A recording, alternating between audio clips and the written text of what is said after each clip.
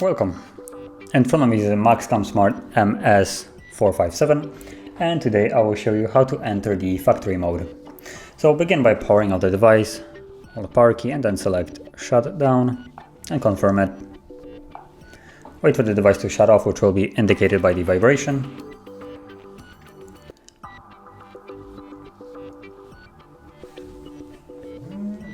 Okay, so right now. And once it has shut off, we're gonna hold volume down and power key simultaneously. So let's do that. Some more volume down and power key.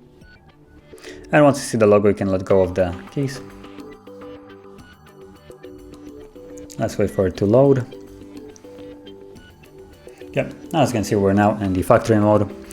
And from here, you will use only volume down to navigate. Volume up seems to do nothing. And if you want to go back up, you will have to scroll through the entire list. And basically, we'll go over and over.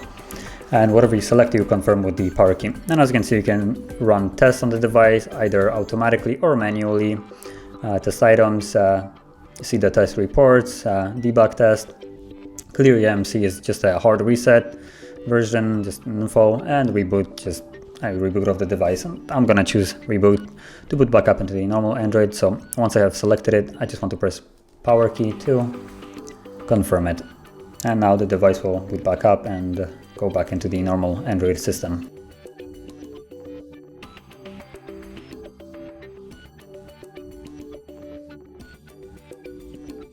Okay, as you can see, we're back in the Android system. So that is basically how you would enter and also exit the factory mode. And if you found this very helpful, don't forget to hit like, subscribe, and thanks for watching.